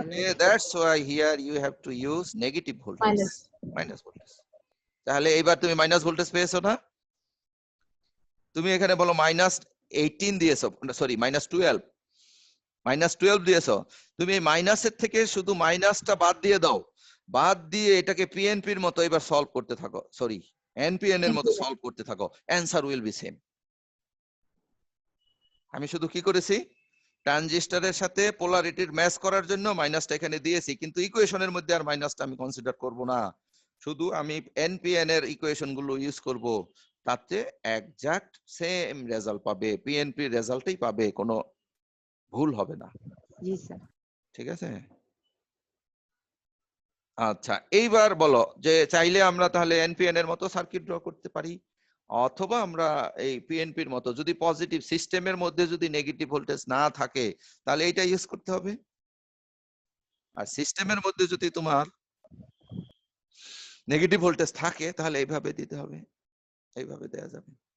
ঠিক আছে, আচ্ছা এখন কেন আমাদের পিএনপি ট্রানজিস্টর এই ঝামেলাটা কেন দরকার, একজন কোশ্চেন করছিল তাই না? জি স্যার। পিএনপি কখনো কখনো দরকার হয়। আচ্ছা বলো তো কার অ্যাক্রসে আমরা এইটা কি কি অ্যাম্পলিফায়ার, এটা কি অ্যাম্পলিফায়ার দেখে বোঝা যাচ্ছে না তাই না? এটা common emitter amplifier, voltage divider. আমরা যত বায়াসিং এখন করতেছি কোন অ্যাম্পলিফায়ারের জন্য করছি? Common emitter. কমন ইমিটারটাই বেশি ইউজ হয়, বুঝতে পেরেছো? এটা কমন ইমিটার অ্যাম্পলিফায়ার। আচ্ছা এটা যদি কমন ইমিটার অ্যাম্পলিফায়ার হয়, ইনপুট দিব কোথায়? এইখানে ইনপুট দিব এখানে বেজে, আউটপুট নেব কোথা থেকে? কালেক্টর থেকে। তাহলে এই সার্কিটটার দিকে তাকাও তো, দেখো কালেক্টর এখান থেকে এখন আউটপুটটা নিচ্ছ না? জি স্যার। আচ্ছা আমি যদি বলি যে আমি আউটপুট নেব না, আলাদা কোনো লোড লাগাবো না, এখানে আর সি আমার লোড, সেটা কি বলতে পারি কিনা বলো? জি স্যার বলো। জি স্যার। বলা যায় তো, এক্সটার্নাল লোড যদি না লাগাই তাহলে আর সি ছিল।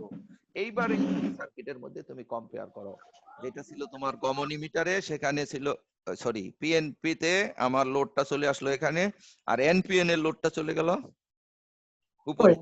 উপরে। This is the difference. উপরে যদি যায় তাহলে লোড তো গ্রাউন্ডের সাথে কানেকশন পেলো না, পেলো ভিসিসির সাথে। আর যদি নিচে আসে লোড, তাহলে লোড কার সাথে কানেকশন পেলো?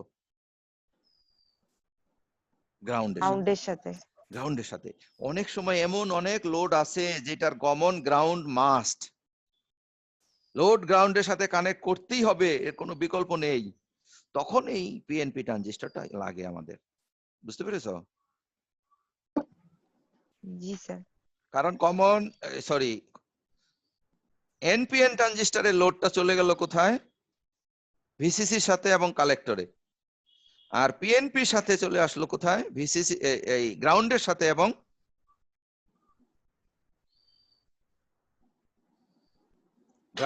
কার সাথে? কালেক্টরের সাথে। কালেক্টর তো রাখতেই হবে, কারণ লোড তো আমার কালেক্টরে দিতেই হবে, কারণ এটা কমন ইমিটার অ্যাম্পলিফায়ার, তাই তো? কমন ইমিটার অ্যাম্পলিফায়ারের লোড আমাকে অবশ্যই কালেক্টরে দিতে হবে। হ্যাঁ, কিন্তু এনপিএন আর পিএনপির মধ্যে কি ডিফারেন্স পেলাম, যে এনপিএন এর জন্য লোডটা চলে যায় ভিসিসির সাথে একটা টার্মিনাল, আর পিএনপির জন্য এটা চলে আসে কার সাথে? গ্রাউন্ডের সাথে। তাহলে অনেক জায়গায় ডিসি লোড আমরা গ্রাউন্ডের সাথে কানেক্ট করতে চাই কিছু কিছু সিচুয়েশনে, তখন এটা দরকার হয়। ঠিক আছে, এটা আমি একটু পরে যখন কনস্ট্যান্ট কারেন্ট সোর্স পড়িয়েছি সেখানে এটা আমি এক্সপ্লেন করেছি আরো ডিটেইলস। এই কোশ্চেন যে করেছিলে সে কি অ্যানসার পেয়েছো? কিছু পেয়েছো তো নাকি? জি স্যার। ডিটেইলস না হোক, ডিটেইলস হইতে হলে ডিটেইলস টপিকে যাইতে হবে, নিচে আছে ডিটেইলস টপিক আছে। আর কি কোশ্চেন আছে বলো? পিএনপি রিলেটেড আর কোনো কোশ্চেন আছে? এই যে ম্যাথ করে দেখিয়েছি, একেবারে সেম রেজাল্ট পাওয়া যাবে।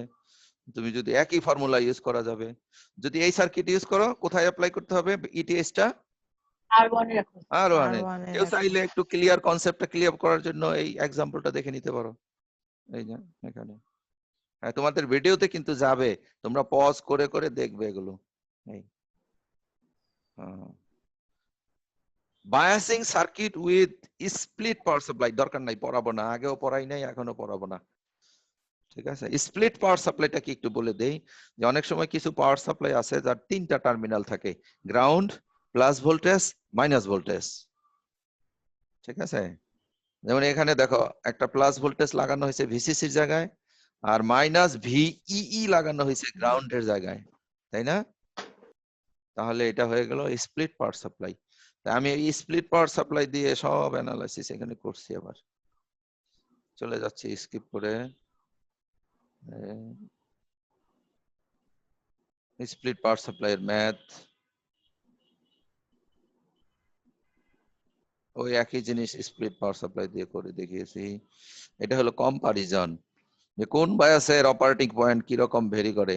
ভোল্টেজ ডিভাইডার সবচেয়ে কম, এই যে দেখো এই দুইটা হলো ভোল্টেজ ডিভাইডারের, তাই না? এই ভোল্টেজ ডিভাইডারের চাইতে সবচেয়ে খারাপ বায়াস কোনটা? Base bias base bias. Base বায়াসে ভেরিয়েশন কি হবে? অনেক বেশি। তাহলে এই যে দেখো বেস বায়াস, এই যে সেকেন্ড ব্র্যাকেট দিয়ে দেখিয়েছি, দেখো এই যে এখানে আসে, এইখানে যায়। এটার চাইতে একটু বেটার কোনটা? Emitter bias। Emitter emitter bias. Bias. এই যে এই অরেঞ্জ কালারটা দেখো, এমিটার বায়াস, এই যে এখান থেকে সে এইখানে যায়। এটার চাইতে আরেকটু বেটার কোনটা? আরেকটু collector better bias. Collector to base bias, right. Bias।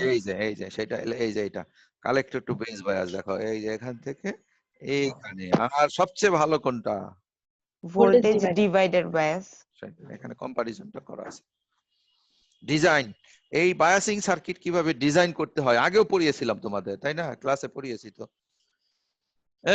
Design নিয়ে কারো কোনো কোশ্চেন আছে কিনা? আমি আর রিপিট করতে চাচ্ছি না, তোমরা বায়াসিং পড়তে চেয়েছিলে, রিপিট করেছি আমি, যা চেয়েছো তার চেয়ে বেশি করেছি।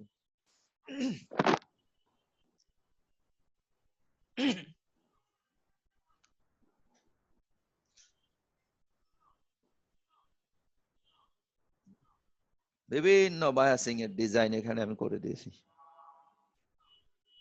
এই বায়াসিং এর ডিজাইনের ফর্মুলা গুলো এরকম করে লিখে দিয়েছি। ডিজাইনের পরে কি আসতেছে? এটা কি? এবার common base amplifier. Common base এমপ্লিফায়ারের বায়াসিংটা কিভাবে বের করা হবে? এটা হলো কমন বেস। আচ্ছা, কমন বেস এমপ্লিফায়ারের একটা সার্কিট একটু দেখাই। তোমাদের কি দেখাইছিলাম কমন বেস এমপ্লিফায়ারের বায়াসিং? স্যার মনে নেই। মনে স্যার নেই? শুধু বলছিলেন ফেজটা 180 ডিগ্রি উল্টা হয়। না, সেটা কমন ইমিটারে। এই শোনো, কমন ইমিটারে 180 ডিগ্রি ফেজ শিফট হয়। আর বাকি রইলো কয়টা কনফিগারেশন? দুইটা। দুইটা। এই দুইটাতে কোনো ফেজ শিফট হয় না। তাহলে মনে রাখবে, কমন ইমিটারে 180 ডিগ্রি ফেজ শিফট হয়, কমন বেজেও হয় না, কমন কালেক্টরে হয় না। ঠিক আছে? আচ্ছা, স্যার বলো। স্যার ফেজ শিফট বলতে মানে ওই আউটপুটে ফেজ শিফট যেটা হয় ওইটা output phase shift, right. Input এবং আউটপুটের মধ্যে 180 ডিগ্রি ফেজ ডিফারেন্স হয়ে যায়। স্যার ওইটা একটু এক্সপ্লেন করলে ভালো হয় স্যার, ভুলে কোনটা? গেছি স্যার। স্যার ওইটা 180 পরে, ফেজ শিফটটা পরে আসবে আবার, হ্যাঁ ওইটা আবার আমরা পড়বো। হ্যাঁ, আর অনেক ডিটেইলস পড়বো, যা পড়িয়েছি তার চেয়ে অনেক বেশি পড়াবো, হ্যাঁ তখন। তো এখন বায়াসিং নিয়ে কথা হচ্ছে তো, তাহলে আমরা এই কমন বেস এমপ্লিফায়ার কে কিভাবে বায়াস করতে হয় সেটা একটু দেখি, হ্যাঁ? আচ্ছা, এই সার্কিটটা যে কমন বেস সার্কিট, সেটা কি তোমাদের বুঝতে সমস্যা আছে কিনা? দুইটা রেজিস্টার দিয়ে, দুইটা ভোল্টেজ সোর্স দিয়ে করা হয়েছে, দেখো তো এটা একটু তাকিয়ে। জি sir, common base. Common base, বেসটা একেবারে মাঝখানে আছে। এখানে এটা কি ট্রানজিস্টর? এনপিএন। NPN transistor. তাহলে এই এনপিএন ট্রানজিস্টরের এইটা কি কোন junction? Base emitter junction. Base emitter junction. Base emitter জাংশনকে কি বায়াস করতে হবে? Forward bias. Forward bias. তাহলে এমিটারে কি দিতে হয় জানো? Negative, NPN. তাহলে এমিটারে দিতে হবে, এই যে দেখো একটা ব্যাটারি নেগেটিভ সাথে লাগিয়েছি, আর এই রেজিস্টারটা কেন ইউজ করেছি গত ক্লাসের আগের ক্লাসে বোধহয় এক্সপ্লেন করেছিলাম যে এখানে ভোল্টেজ সোর্সটা যদি বড় হয় এই রেজিস্টর দিয়ে আমি কারেন্টটাকে কন্ট্রোল করতে পারবো, তাই তো? তাহলে জি স্যার। এই জাংশনটা ফরওয়ার্ড বায়াস হলো এই ভিইই ভোল্টেজ সোর্স দিয়ে, সেটা কে বোঝো নাই? কেউ আসো নাকি? আমার গ্রুপের মধ্যে অলমোস্ট 50 স্টুডেন্টস আছে, বলো। না 50 নাই তো, 39 কমে গেছে কেন? এই স্টুডেন্ট কমে গেল কেন? 45 টাইপস দিয়ে শুরু করেছিলাম। মেবি নেটওয়ার্ক প্রবলেম আছে। আচ্ছা যাকে, এই শোনো, এই যে এইটা এনপিএন ট্রানজিস্টরের বেজ ইমিটার জাংশনটাকে আমি এই ভোল্টেজ সোর্সটা দিয়ে ফরওয়ার্ড বায়াস করেছি। এইটা কেউ যদি না বুঝে থাকো কোশ্চেন করো, বুঝেছো তাই না? এই যে এই এখান থেকে কারেন্ট এই দিক দিয়ে ফ্লো করবে, এই যে দিক দিয়ে ফ্লো করবে। আচ্ছা, এই জাংশনটাকে কি বায়াস করতে হবে? Reverse bias. Reverse bias. তাহলে কালেক্টর দেখো ব্যাটারির কার সাথে যাবে? পজিটিভের সাথে। এখানেও রেজিস্টার দিয়েছি, রেজিস্টার না দিলে তো অ্যাম্পলিফিকেশনই হবে না, সেই জন্য রেজিস্টার দিয়েছি। তাহলে এইবার ইনপুটের সিগন্যালটা দিলাম কোথায়? ইমিটারে। আউটপুট সিগন্যালটা নিলাম কোথা থেকে? কালেক্টর। কালেক্টর থেকে। হ্যাঁ, এই ক্যাপাসিটর দিয়ে কাপলিং করা আছে, এটা পরে এক্সপ্লেইন করব কেন ক্যাপাসিটর লাগবে, অবশ্য ক্লাসে একদিন আমি বলেছিলাম। আচ্ছা, তাহলে ইনপুট দিলাম ইমিটারে, আউটপুট নিলাম কোথা থেকে? কালেক্টর থেকে। বাকি রইল কে? কোন Base. টার্মিনালটা বাকি রইল? Base terminal. বেস। তাহলে এটা কোন amplifier? Common base. Common base amplifier. তাহলে এটা কমন বেস অ্যাম্পলিফায়ার। দেখো ইনপুট সার্কিটটা কে? ইনপুট সার্কিট হলো base and emitter. Output circuit কে? Base and collector. তাহলে কালেক্টর দুইটা সার্কিটই common, that's why it is common base amplifier. এইটা একটু ভালো মতো বুঝো দেখি, কারো কোনো কোশ্চেন থাকলে বলো। এই যে এ নাম্বার ফিগারটা বুঝেছো তাই না? স্যার ওই মানে একটা বিষয় একটু বুঝি নাই, বলো। এসি মানে সিগন্যাল যে দিছি ওইটা মানে এতক্ষণ তো এসি সিগন্যাল ছিল না, আমরা হ্যাঁ, যতগুলাই করলাম ডিসি দিয়ে হ্যাঁ, করলাম। না এটাও ডিসি দিয়ে হবে, কিন্তু আমরা কেন দিয়েছি ওই যে তোমরা মিলাতে চাও যে কমন বেস কিভাবে হলো। কমন বেস হইতে হইলে কোথায় সিগন্যাল দেই কোথা থেকে নেই সেটা থাকলে আরো ভালো হয়, সেই জন্য এখানে এটা দেখিয়েছি। বুঝতে পেরেছো? সিগন্যাল দিলাম কোথায়? সিগন্যাল কোথায় দিয়েছি? ইমিটারে। নিয়েছি কোথা থেকে? কালেক্টর থেকে। কালেক্টর থেকে। যখন এটাকে অ্যানালাইসিস করা হবে তখন দেখো ওগুলা নাই, ওই যে আছে সিগন্যাল গুলো নাই, থাকবে না। ঠিক আছে, এই যে আছে না স্যার। নাই। তাহলে এটা শুধু বুঝিয়েছি যে কেন এটাকে কমন বেস বলা হচ্ছে। বুঝতে পেরেছো? আচ্ছা, এখন এই ব্যাটারি ইউজ না করে আমি এই ব্যাটারি বললাম না, এই ব্যাটারিটা কি আমার রেজিস্টারের সাথে নেগেটিভ টার্মিনাল লেগেছে না পজিটিভ টার্মিনাল লেগেছে? দেখো তো। Negative terminal. Negative terminal. তাহলে আমি এইভাবে লিখতে পারি না? রেজিস্টারটা আমি এই যে নেগেটিভ বলে দিলাম, এই আরই রেজিস্টারটা কার সাথে যাবে? একটা নেগেটিভ ভোল্টেজের সাথে যাবে, এই যে নেগেটিভ ভোল্টেজ দিয়ে দিলাম। ঠিক আছে কিনা? জি স্যার। জি স্যার। আর আরসিটা কার সাথে যাবে? পজিটিভের সাথে। পজিটিভের সাথে। সেই ভ্যালু কত? ভিসিসি, এই যে পজিটিভ ভিসিসি দিলাম। ঠিক আছে, তাহলে দেখা যাচ্ছে এবার কমন বেস অ্যাম্পলিফায়ার বানাইতে হলে তোমাকে কি করতে হবে? কমন বেস অ্যাম্পলিফায়ার বানাতে হলে ইমিটার রেজিস্টারটা দিতে হবে মাইনাসে, আর বলো কালেক্টরটা দিতে হবে প্লাসে, আর বেসটা থাকবে কোথায়? গ্রাউন্ডে। গ্রাউন্ডে। তাহলে এই সার্কিটটাকে তুমি একটু রিড্র করো, এইভাবে করা যায় কিনা দেখো, কারণ আমি এইভাবে করতে আমরা পছন্দ করি ভোল্টেজ ডিভাইডারের সাথে মিল করার জন্য। আরসি কার সাথে যাবে? প্লাস ভিসিসি সাথে। প্লাসের সাথে। তাহলে এই যে প্লাস ভিসিসি সাথে দিয়ে দিলাম। আর ই কোথায় যাবে? Minus V. মাইনাস ভি এই যে সাথে। মাইনাস ভি এর সাথে দিলাম। গ্রাউন্ড কোথায় যাবে? এই বেস কোথায় যাবে? গ্রাউন্ডের সাথে। এই যে বেস গ্রাউন্ডের সাথে দিলাম। তাহলে এটা কিন্তু স্প্লিট পাওয়ার সাপ্লাই দরকার হলো, তাই না? যেমন পাওয়ার সাপ্লাই যার প্লাসও আছে মাইনাসও আছে এবং গ্রাউন্ড আছে। স্প্লিট পাওয়ার হ্যাঁ, সাপ্লাই। তাহলে এইটা তোমরা একটু খেয়াল করে দেখো, এই যে এখানে দিতে হবে সিগন্যালটা, ইনপুটটা দিতে হবে এই যে এখানে ইমিটারে। ঠিক আছে, আউটপুটটা নিতে হবে কোথা থেকে? কালেক্টর থেকে। কালেক্টর থেকে। তাহলে এটা কি বায়াস হয়ে গেল? এটা না বায়াস কি করে, এটা কোন কনফিগারেশন হলো? Common base common base configuration. এখন কেউ কি বলতে পারো যে এইটা কোন বায়াস বলবো আমরা এটাকে? আচ্ছা আমরা একটু একটু করে মিলাই না। সেটা হলো ভোল্টেজ ডিভাইডার বলা যাচ্ছে না, কারণ এখানে ভোল্টেজ ডিভাইডিং কোনো নেটওয়ার্ক নেই। নেই। বেসটা কালেক্টরের সাথেও কানেক্টেড না, সুতরাং আমি কালেক্টর টু বেস বায়াসও বলতে পারছি না, তাই না? তাহলে বেসে কোনো রেজিস্টারও নেই যে এটাকে আমি কি বলবো, সেলফ বায়াস বা ফিক্সড বায়াস বলবো। কিন্তু ইমিটারে রেজিস্টার আছে, তাহলে বলো তো ইমিটারে রেজিস্টার থাকলে সেটা কোন bias? Emitter bias. Bias with Emitter. Base fix emitter bias, fixed bias with base register, অথবা কি বলে জানো, base bias with emitter emitter fix তাহলে এইটা হয়ে গেল বায়াসিং অফ সার্কিট। কোন কোন বায়াস হলো এটা? এবার আমরা একটু Emitter সংক্ষেপে bias. বলি ইমিটার বায়াস। আচ্ছা আমরা তো বলছিলাম যে ইমিটার বায়াসের চাইতে ভোল্টেজ ডিভাইডার বায়াসটা আরো ভালো নাকি? জি স্যার তাহলে এটাকে কি আমি ভোল্টেজ ডিভাইডার বায়াস দিয়ে কমন বেস বানাতে পারি কিনা? অফ কোর্স পারি আমরা। দেখো এই যে এইটা কিভাবে,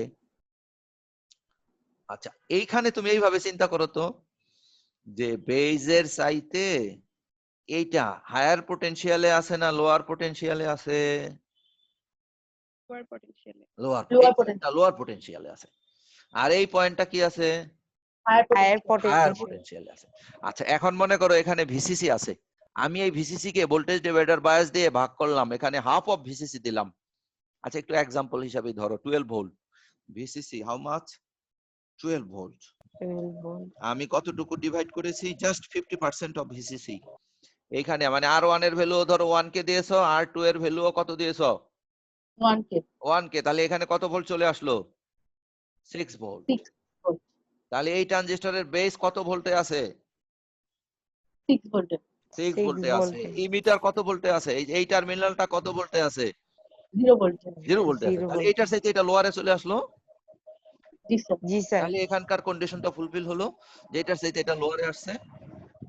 জি স্যার এখানে কত ভোল্ট দিয়েছো? 6 ভোল্ট এখানে কত ভোল্ট? 12 তাহলে এটা 12 ভোল্ট। এটার সাথে এটা হায়ার পটেনশিয়ালে গেল। জি স্যার তাহলে এখানকার কন্ডিশন যা, এখানকার কন্ডিশন সেম। জি স্যার ঠিক আছে? তাহলে চাইলে তুমি ভোল্টেজ ডিভাইডার বায়াস কেও শোনো কমন বেজের জন্য ইউজ করতে পারা যায়। শুধু কি করতে হবে? সিগন্যালটা দিয়ে দিতে হবে এই যে মিটারে, আউটপুটটা নিয়ে নিতে হবে কোথা থেকে? কালেক্টর থেকে।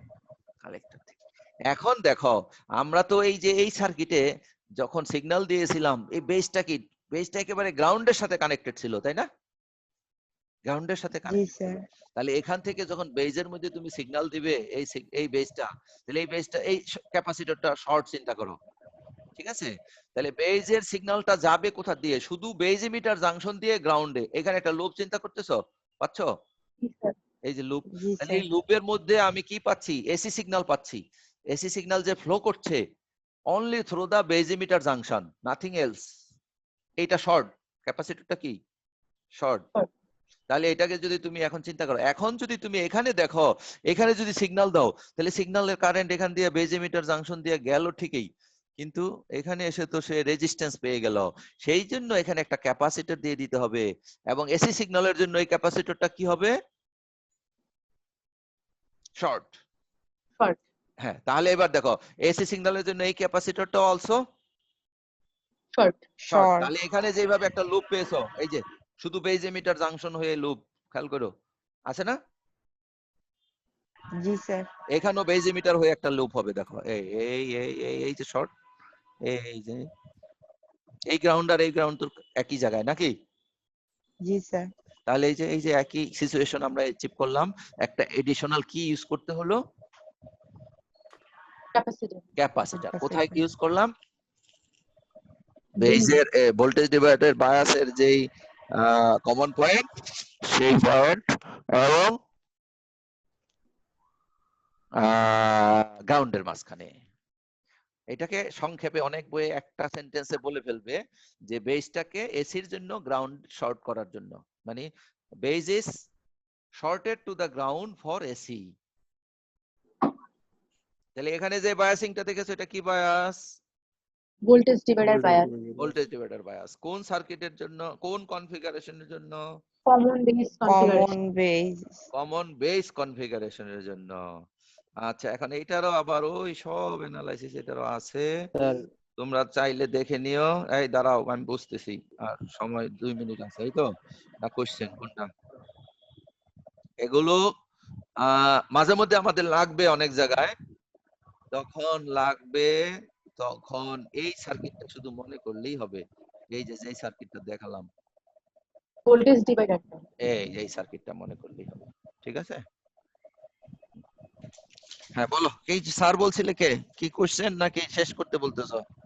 স্যার মানে ওইটাতে যে আর ই আছে এবং হচ্ছে R2 মানে এগুলা দিয়ে তাইলে হচ্ছে এসি সিগন্যালটা কখনো যাবে না।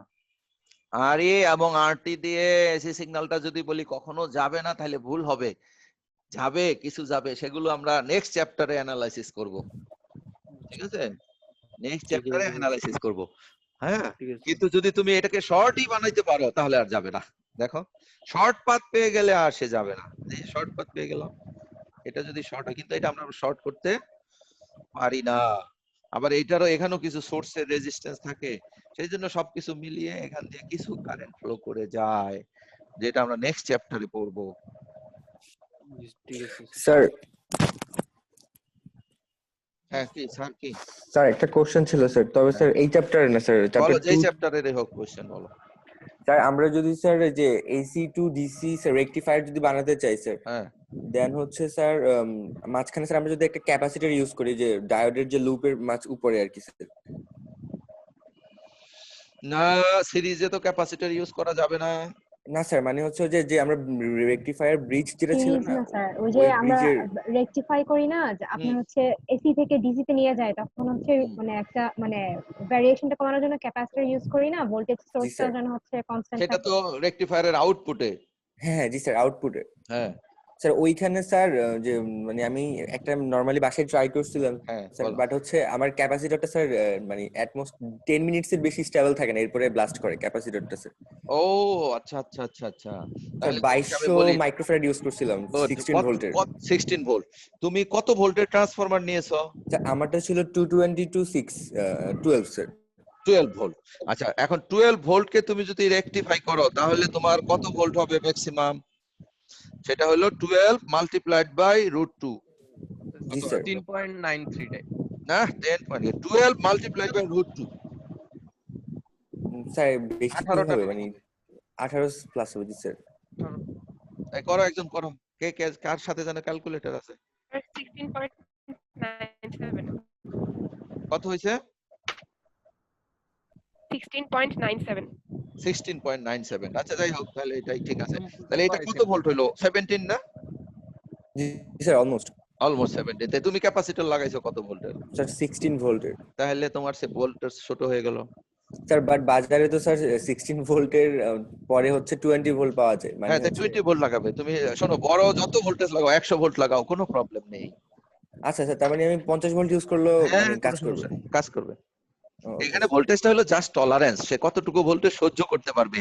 আচ্ছা, যে 100 ম্যাক্সিমাম। ভোল্ট সহ্য করতে পারে সে 16-17 ভোল্টও সহ্য করতে। বুঝতে পারছি স্যার। হ্যাঁ, sir okay sir, thank you sir. Okay. আর কারো কোনো কোশ্চেন আছে? কোশ্চেন না থাকলে আজকের মতো শেষ। Thank you. আসসালামু আলাইকুম স্যার। ওয়ালাইকুম আসসালাম। নেক্সট ক্লাস থেকে আমরা আমাদের নতুন টপিকে চলে যাব। সবাইকে বলবে নেক্সট ক্লাস থেকে থাকার জন্য, ঠিক আছে? জি স্যার। আসসালামু আলাইকুম।